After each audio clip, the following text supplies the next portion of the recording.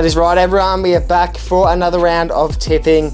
And this week we've got round 11 tips and predictions. Today I'm going to be going through every single team that I'll be tipping ahead of this week's round, as well as last week's round of tipping and seeing which tips I got incorrect and which tips I did get correct.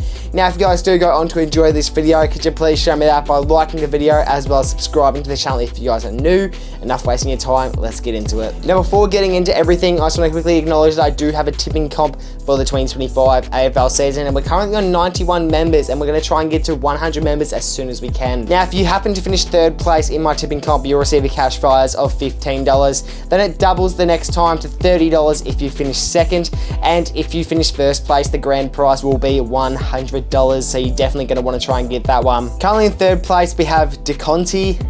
Don't know if that's how you say it, but that's how I'm going to say it. In second place, we have Dead Fishpool. It seems like he's been somewhere in the top 3 for the last almost 5 rounds, maybe longer. And first place, the current leader of the entire competition, is Ben Rafferty, and he is leading it by, I think, 4 points. So he's got a bit of a lead, and he's pretty good at tipping. So I think he's going to be up there. As for me, though, it was looking like I was going to have a really good round of tipping.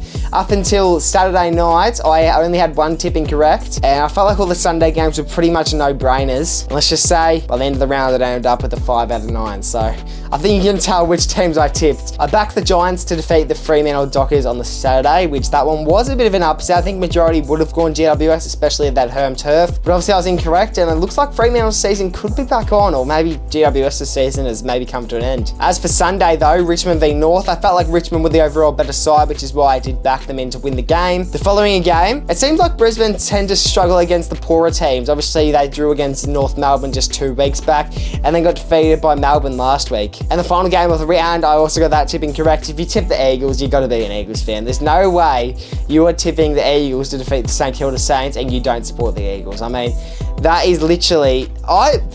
I'm starting to think, what would be... This would definitely go up there for one of the upsets of the year. What would you say was a bigger surprise? Richmond defeating Carlton or West Coast beating St Kilda? Let me know in the comment section below, which win do you think was crazier? I gotta go the Eagles, especially because it was a thrashing as well. Anyway, enough talking about last week's. Let's get into this round of tipping, being round 11. To kick off the first round on the Thursday, this will be at 7:30 PM. We have a very interesting game, the Bailey Smith Cup, Geelong versus the Bulldogs at GMHBA Stadium. Geelong will go into this game favourites, but not by much. Obviously, the Bulldogs are slowly climbing on those ranks. The Bulldogs have been such a good informed side as of late. Really, the only change that has been made to their side as of late is the Bont just coming back. And he has done everything in his power to make the Bulldogs great again. It looks like they weren't even going to play finals when looking at them in the first few rounds of the season. And here they are. They could win the flag this year. They are the real deal, the Bulldogs. Bailey Dale almost getting 50 touches last week, got 49, broke the Bulldogs' all-time disposal record. As for Geelong though, Bailey Smith, a heavy Brownlow contender going into this year. And against his old side, he'll definitely be firing up. The usuals, Jeremy Cameron, obviously Patrick Dangerfield will be up there and kicking a bunch of goals this week, you would assume. Max Holmes, he's an absolute gun. He should be doing pretty well this week as well. Liberatore, I've been really impressed about how much of an impact he's been able to make for the Bulldogs this year. Booker Karmas obviously started the year in defence. Now he's moving his way up into the forward line, kicked 3 goals last week, and I think the 2 weeks before he had 2 goals in both games each. So I think this will be a very even contest this game. Arguably going to be game of the round. I will be attending this one, so that'll be very interesting. But I think at home, I think the Cats should get up, and I'll go the Cats to win. In a thriller, we'll go Cats by 5. Lakers in 5. To kick off the Friday at the MCG at 7:40 PM, we have the Dreamtime game between Essendon and Richmond. I think this one's really a no-brainer. Despite how poor Essendon have been in this year's season, they are slowly climbing in the ranks the last few weeks, but they haven't really defeated anyone crazy. Yeah, they've had a few upsets here and there. So Richmond defeating the Suns, obviously, at home. When you got players like Peter Wright and Nate Caddy up forward, they're going to be really hard to beat. And even a Brownlow medal contender in Zach Merritt, and don't even get me started on Nick Martin. Goldstein has definitely stepped up heavily ever since Sam Draper has been out, and I think he's doing just fine. It's a good replacement. The Tigers, there's very little positives that I can say about them, especially after last week losing to North Melbourne. I don't want to spend too much time on this tip, as I'm sure you guys can tell which way I'm going with this one, and I am going to back the Bombers to win this one. I'm going to go a bit of a higher margin. Let's go 34 points. To start off a Saturday at 12:35 PM, we've got the Carlton Blues taking on the GWS Giants at Marvel Stadium. Believe it or not, the Blues are actually favourites for this one, and that just shows how poor form the Giants have been as of late. It's actually kind of unbelievable to think that they smashed the Pies by 50 points in the first round of the season, especially considering that they started off the year very well and now they're dropping down. I wouldn't be surprised if by the end of this week they don't find themselves in the top 8 anymore. Although they will have to rely heavily on Jesse Hogan this week to kick an absolute bag. He's averaging 3 goals a game currently and he's hoping to find himself winning the Coleman medal yet again this year. But he hasn't really got too much other help up forward. Toby Green, he probably kicks about 1, maybe 2 goals a game. And Jake Stringer, he hasn't really been making too much of an impact as we initially thought he would this year. Tom Green and Whitfield, they're very strong in that GWS midfield. But you have got 2-time Brownlow medalist Patrick Cripps in the mix as well. I think Hewitt's had a good season as well for the Blues. And Nick Haynes, he's been a really good recruit for the Carlton Blues this year. Now, De Koning didn't play last week, meaning that Pitnet had to step up heavily. I'm not too sure how long De Koning's out for, but I wouldn't have thought he plays this week. A part of me wants to tip Carlton to win this one because they're very capable of doing so, but it's just hard. In big games like this, you really can't be backing Carlton, which is why I'm going to go the Giants to win this one. I'm going 2 goals. Next game at 4:15 p.m, we have the Hawks taking on the Lions at the MCG. Now, just a few weeks ago, I feel like I would be tipping the Lions in an absolute no-brainer. I feel like this would have been an easy one,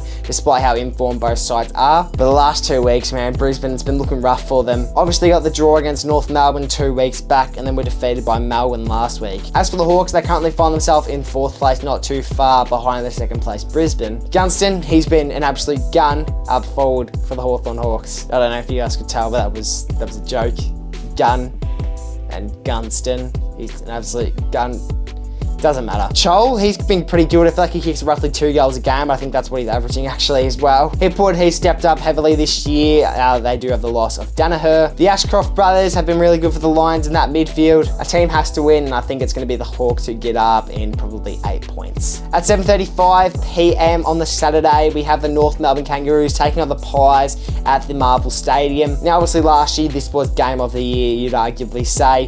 A 54-point comeback by the Collingwood Magpies and won the game by 1 point. I don't know why, but just from past years, it's just sort of proven that the Pies tend to struggle in the games that they should always win, and in the games that they're not expected to win in, they go out there and absolutely thrash the team, or get up in a close game as per usual. But I think with how good the Pies forward line currently is, and the midfield is outstanding as well, the other thing that's going to be lacking this week is probably the back line. They're going to have to step up heaps, especially against the tall forwards like Larkey. Zerha, I feel like, is going to kick 4, and Darcy Cameron is going to have to do well against Tristan Sherry. The thing with Darcy Cameron though, yeah, maybe he doesn't win every single hit out, maybe he doesn't get the most hit outs every single week, but he's also like a really good player around the grounds. He'll take contested marks, he's really good in defence, he'll kick goals. I feel like that's something you very rarely see from Max Gawn and Tristan Sherry, all the big name ruckmans. But anyway, Pies are first on the ladder, North are 17th, Pies by 50. Let's go. And to conclude this Saturday at 8:10 p.m. over in WA, we have Freeman taking on Port Adelaide at Optus Stadium. 9th place taking on 15th place. Huge game for both teams. Obviously, Fremantle are starting to find a bit more form, and they're starting to prove themselves going into this year.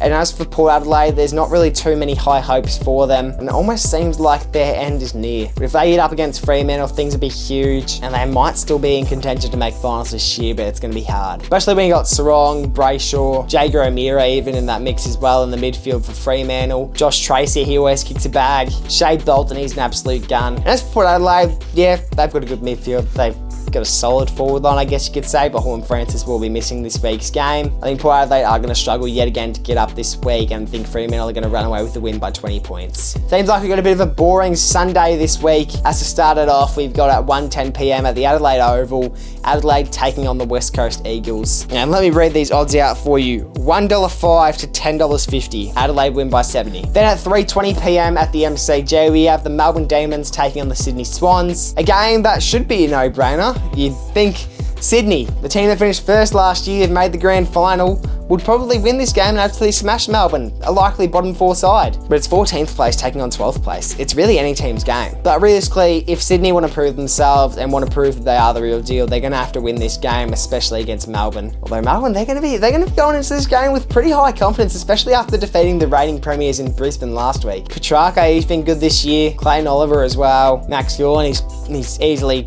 top 3 ruckman in the league at the moment, maybe even the best. Cozzy Pickett, probably his last year for Melbourne. He's doing really, really well, hoping to get a bit more of a paycheck over at Freeman or next year. That's really going to rile a few people up, isn't it? But with a really strong Sydney midfield, and obviously in defence as well, you're going to have really no trouble, and just as long as the forwards can execute some goals, they should get up in this game. And I'm going to tip the Swans to win this one in probably 3-goal margin. To conclude this round of football, we have the St Kilda Saints taking on the Gold Coast Suns at Marvel Stadium at 4:40 p.m. Ah, jeez.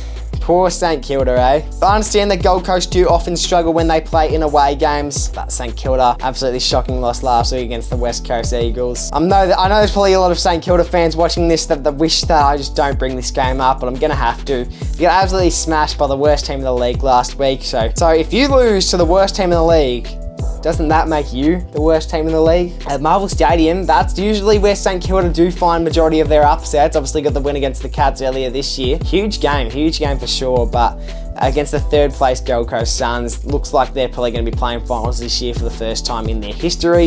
You're going to have to back the Suns to get the job done here. I'm going to have to say Suns by 25, and that's being generous. I think they'll probably win by more. But anyway, that will wrap up this week of tipping. I hope you all did enjoy. Thank you all so much for 8,000 subscribers on YouTube. It does really mean a lot. Now stay tuned for the next few weeks where I'll be running 8 laps of the MCG on a live stream, and you're not going to want to miss it. Anyway, I'll see you all in the next video that I post here on the channel.